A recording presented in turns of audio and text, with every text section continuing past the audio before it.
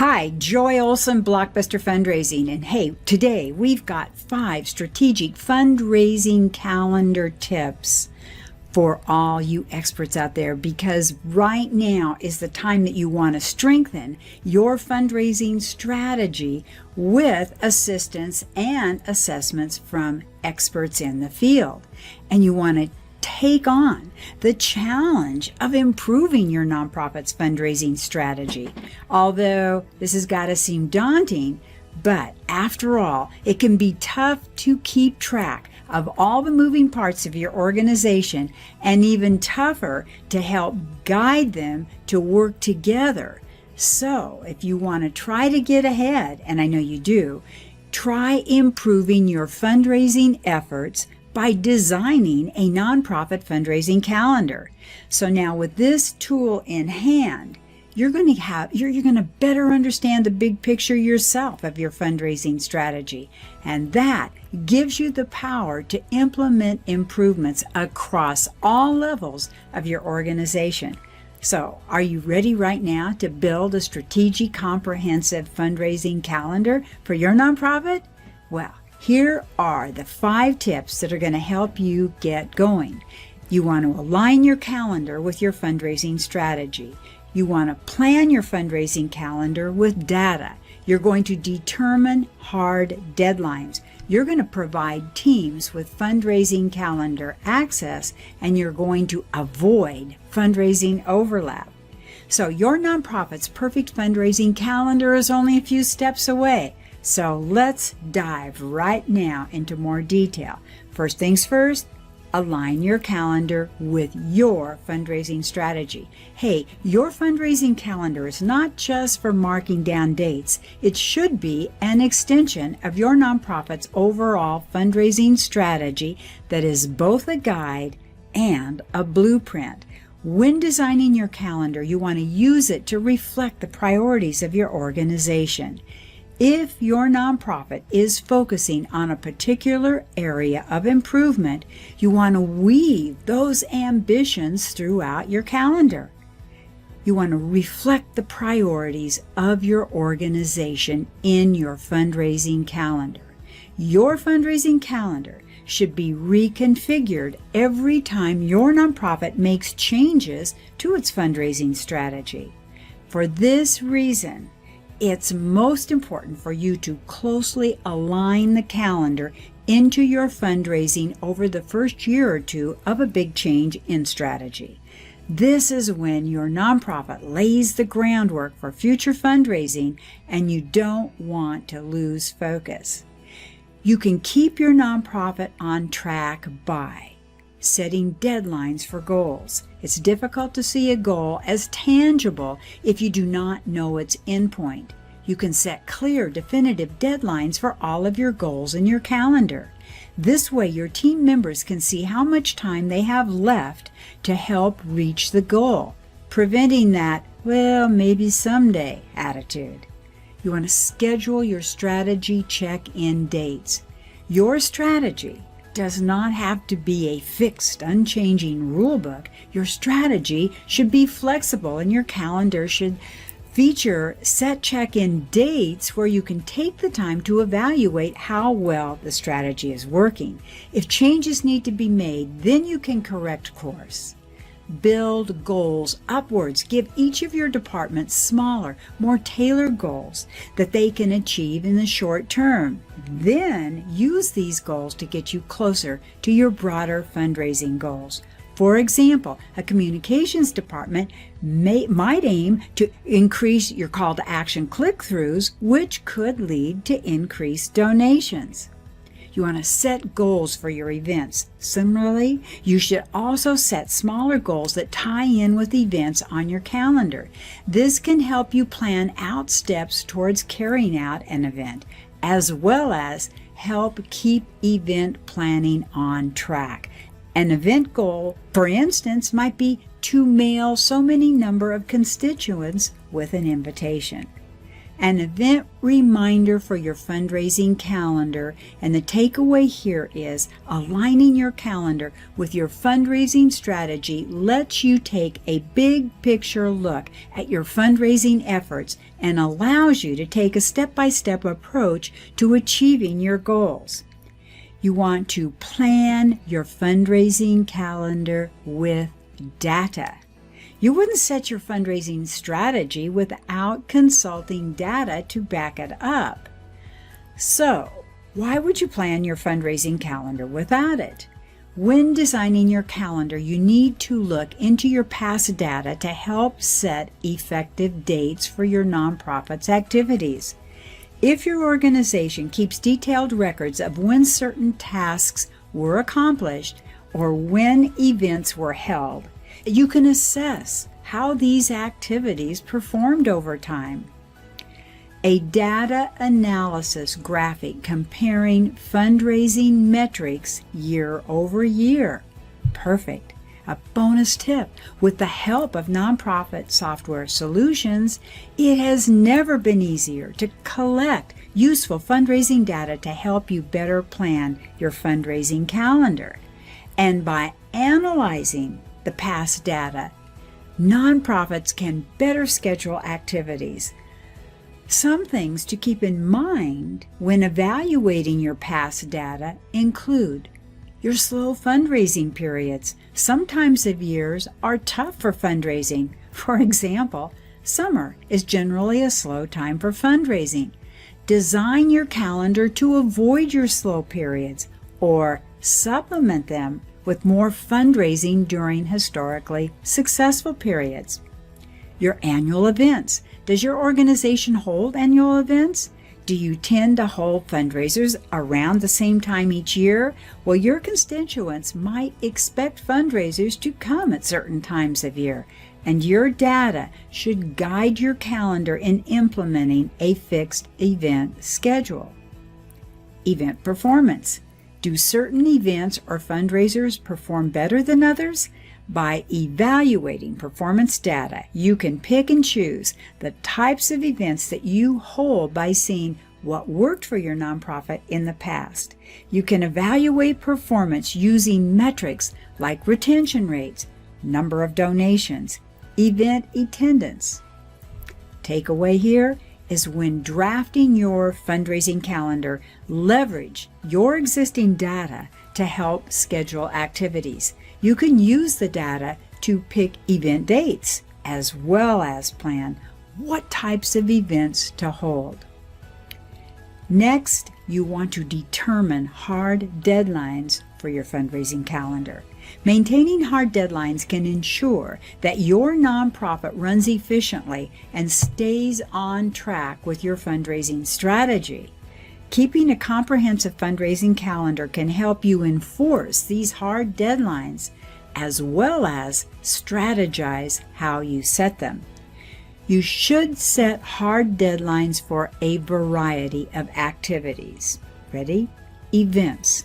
You should plan out your event schedule well in advance and select dates for them in reference to the rest of your event lineup. Additionally, set deadlines for every step of the event planning process to keep yourself on track. Next, your annual campaigns. Similarly, you should set hard deadlines for every step of your annual campaigns. This is your big push for donations, so you need to make sure that you benefit from them as much as possible. Milestones. Throughout the year, set milestones to help you assess your fundraising strategy. For example, at the end of Q1, you can set a fundraising goal to let you track the progression of your fundraising for the year so far. Hey, if you're moving slower than normally, then you need to know that, and improvements need to be made.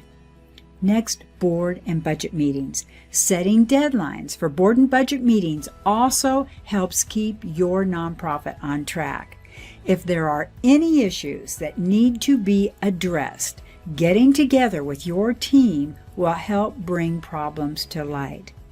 Additionally, With everyone in the room, it's easier to come to a quick solution. Hard deadlines should also be used in conjunction with monthly goals. If your January objective is to increase end-of-year donor retention, in December you should set deadlines for stewardship activities.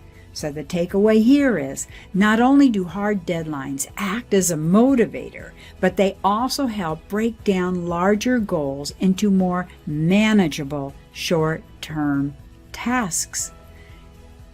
Next, provide your teams with fundraising calendar access. Fundraising calendars are not just helpful tools for those in charge of the big picture planning in your nonprofit. They're also useful, very useful, for team members across your entire organization. You should make your fundraising calendar accessible to everyone, especially those who head your different departments.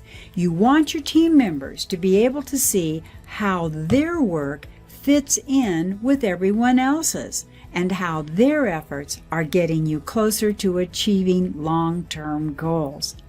To improve calendar accessibility for your team members, you might try using an online calendar. There are so many online calendar options out there that would allow you to share deadlines and events with your entire staff. In particular, a Google Calendar works well for sharing a calendar across a single network. A CRM. Some CRM options offer calendar tools to their users. Using a CRM's calendar function is also very convenient, since you can use data that you've collected in the CRM to help you plan out your fundraising activities. You might want to check out Double the Donations Guide to CRMs for some expert CRM software recommendations. You want a calendar matrix. A calendar matrix is an efficient way to show the delegation of tasks among departments for your specific fundraising events and campaigns. Unlike a regular calendar, a calendar matrix only shows days where deadlines need to be met and includes strategic information related to the task at hand. So you want to use a fundraising matrix to delegate tasks among your nonprofit. The takeaway here is, the more team members who have access to your fundraising calendar, the better. Be sure to clearly delegate tasks and show your organization how each department factors into achieving the various goals. Lastly, avoid fundraising overlap with your calendar. One of the most important things that fundraising calendars help you avoid is fundraising overlap. There is nothing worse than a donor who has yet to be thanked for their last gift receiving another ask. With a fundraising calendar, you can keep track of your different campaigns as well as the donor life cycle. When you are aware of when campaigns are happening in relation to one another, you can better plan out when to ask donors for their support. If you segment donors, and I hope you do, you can avoid asking for gifts too frequently, or you might use donor segments to see who to send donor thank you letters to and for what you should be thanking them.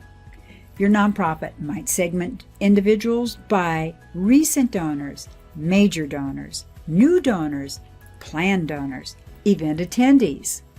On your fundraising calendar, you can stay aware of what events, campaigns, or donor outreach initiatives that you are holding and which segments are involved.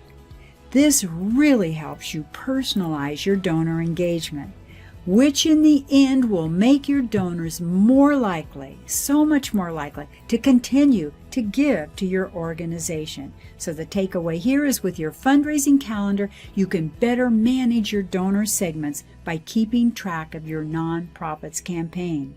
You can stay on top of who you've engaged with and know when to refrain from asking too frequently. Staying on top of your fundraising goals starts with plotting out a detailed timeline. And speaking of detailed timelines, I thought that this particular blog from Bloomerang might be of really good help for you right now for your annual campaign. Let's take a look. Bloomerang points out is we must plan the core of our campaign, and they give us this wonderful sample annual appeal timeline that I thought, since we were talking about calendars, this might really be very helpful to take a look at. So we're going to put it up there on the screen. Going to know a lot from this. You're going to know who's going to be doing it and when they're going to be doing it. Okay, we're looking at it. August 1st, we're going to have a brainstorm meeting, and we're going to be the theme and the messages. And that's August 1st. August 7th, we're going to create a timeline and draft our segmentation chart. And then August 18th through 23rd, we're going to draft a letter and our remit form. And on August 25th through 30th, we're going to see finalized drafts, and we're going to review them. And as you can see, we know who's going to be doing all this. August 28th, we're going to review our segmentation chart. And September 5th, we've got the finalization of the segmentation of the database. So we load in the codes, we create the list of counts per segment, we create spreadsheets for review. Now, on September 8th, we've purge our database and review it. This is so important, September 8th. September 11th through the 15th, we talk to our mail house. We spec out the job. We talk to the printer. We make sure that we are lined up for the dates that we need to be out of the mail house so that we get into the mailbox of our donors on the exact date that we want to be there. And it's getting earlier and earlier. When I came into development 25 years ago, they were saying, you know, be the first letter in the mailbox after Thanksgiving. Now everybody's there before Thanksgiving. Times are moving much quicker. Okay, so on September 12th, Bloomerang suggests that you meet with the designer for finalization. And September 18th through the 29th, you run note writer reports, and you send to note writers to review your content. And on September 27th, you meet with your executive director to discuss your final appeal package. September 22nd through October 3rd, you contact all of your note writers regarding how they would like to do the notes. And this is a lot of personalization, and they can come to your place at their convenience. You can have a note writing party. You can write notes for them, but this is personalization, personalization, personalization. Don't wait any longer than this, because the holidays are coming up and nobody will want to come in and write those notes. All right, on October 2nd, you request a check to update with the post office. You want to make sure that the post office and the mail house, that you're not going to be waylaid, backlogged, not get out of there when you want to. And on October 10th, you receive all your lists back from your note writers. If you have to make any changes, you do so then in your database. October 9th through 18th, the printer has all of your print materials printed.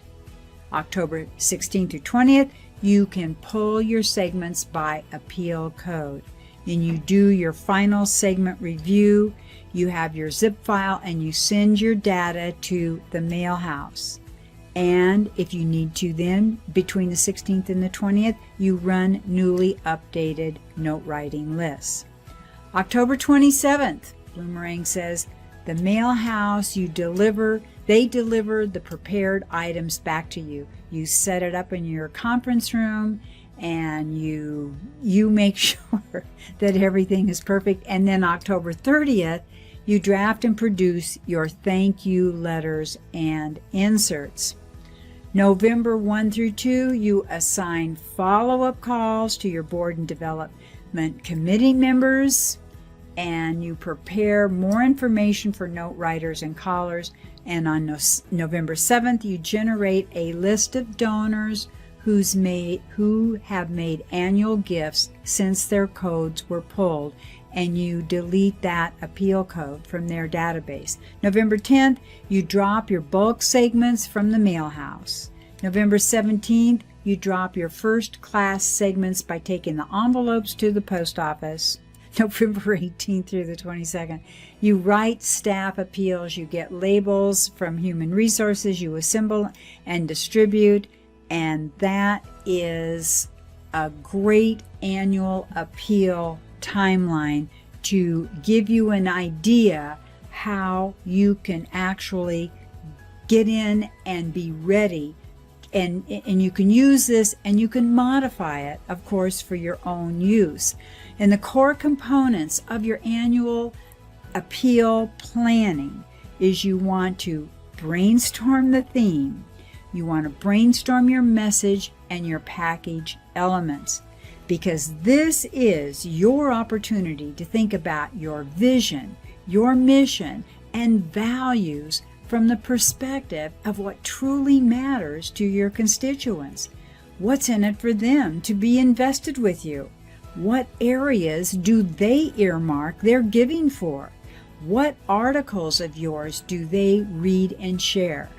What are frequently asked questions? So there's so many things to think about right now, but July is a perfect time to get that calendar out and then to get your annual appeal dates on that calendar, because autumn is coming. The 30% in December of your entire year's gifts. It makes so much difference to get organized right now. Okay, Joy Olson here, Blockbuster Fundraising, Joy Olson Group. You can find a lot more information at both of our websites. We're on YouTube. We've got our Blockbuster Fundraising channel with over 300 free fundraising video tips. We're here live every Tuesday, 1 p.m. Daylight Standard Time right now, Daylight Standard Time. And we're really enjoying our Instagram IGTV. So catch us anywhere. We're here to help bring you the best of the best tips, inspiration, just give you information that makes you love your fundraising even more and do better and better each and every week. Bye-bye. Thank